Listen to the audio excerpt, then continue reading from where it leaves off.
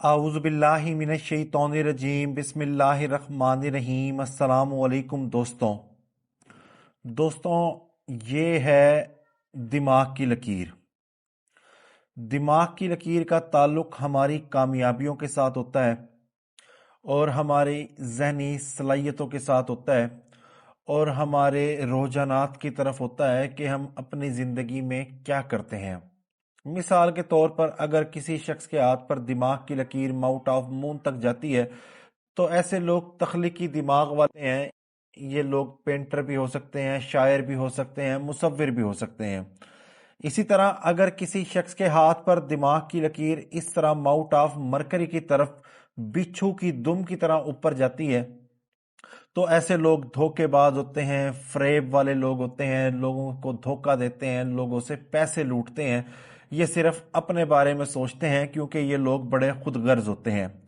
اسی کے ساتھ ہی اگر دماغ کی لکیر دو شاخہ ہو تو یہ بیک وقت دو کام کرنے کی صلاحیتوں کو ظاہر کرتی ہے، اور اگر دماغ کی لکیر تین شاخہ ہو تو ایسے لوگ بہت بڑے مفکر ہوتے ہیں۔ یہ لوگ علمی میدان میں بہت زیادہ کام کرتے ہیں، ان کی بہت زیادہ خدمات ہوتی ہیں علم و ادب میں۔ مولانا مودودی کے ہاتھ پر بھی اس طرح کی تین شاخہ دماغ کی لکیر موجود تھی۔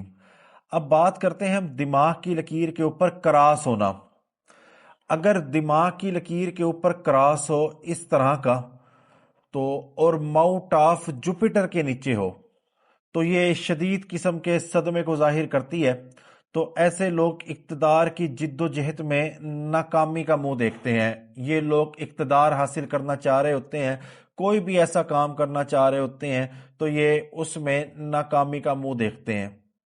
اس کے بعد اس ابھار کو ماؤتھ آف سیٹرن کہتے ہیں۔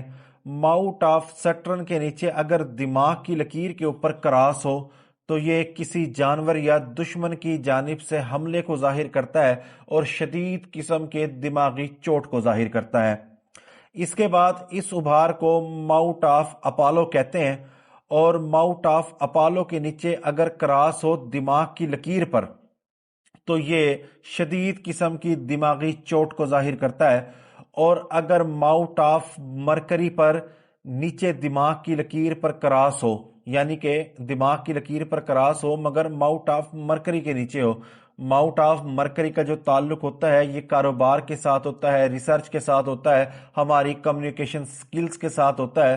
تو یہ کسی سائنسی تجربے یا کسی کاروبار میں دماغی صدمے کو ظاہر کرتی ہے کہ مثال کے طور پر کوئی شخص کوئی کاروبار کر رہا ہو تو اس کاروبار میں اس کو ناکامی ملے، جس کی وجہ سے وہ شدید قسم کے ذہنی صدمے سے دوچار ہو جاتا ہے۔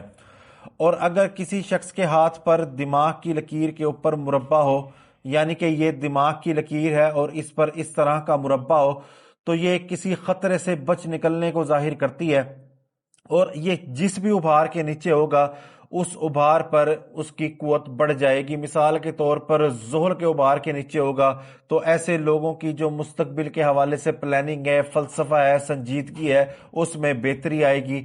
اور اگر جوپیٹر کے نیچے یہ سکوئر ہوگا تو اس کو اقتدار ملے گا، اور اگر ماؤتھ آف اپالو کے نیچے سکوئر ہوگا دماغ کی لکیر پر تو اس کو شہرت ملے گی، اور اگر مرکری کے ماؤنٹ کے نیچے دماغ کی لکیر پر سکوئر ہوگا تو اس کو کاروبار میں ترقی ملے گی۔ اور اگر ستارہ ہو دماغ کی لکیر کے اوپر، یعنی کہ یہ دماغ کی لکیر ہے، یہ کسی بھی مقام کے اوپر اس پر سٹار ہو تو یہ کسی مہلک دماغی بیماری کو ظاہر کرتی ہے۔ عموماً ایسے لوگ جو ہوتے ہیں وہ پاگل ہو جاتے ہیں، اور یہ بہت بری علامت تصور کی جاتی ہے۔ اور اگر یہی سٹار، یہ دماغ کی لکیر ہے، یہ صحت کی لکیر ہے، یہاں پر اس طرح سے سٹار بن جائے، یعنی کہ صحت کی لکیر اور دماغ کی لکیر جہاں ملتی ہے تو یہاں پر سٹار بن جائے تو یہ بے اولادی کو ظاہر کرتا ہے۔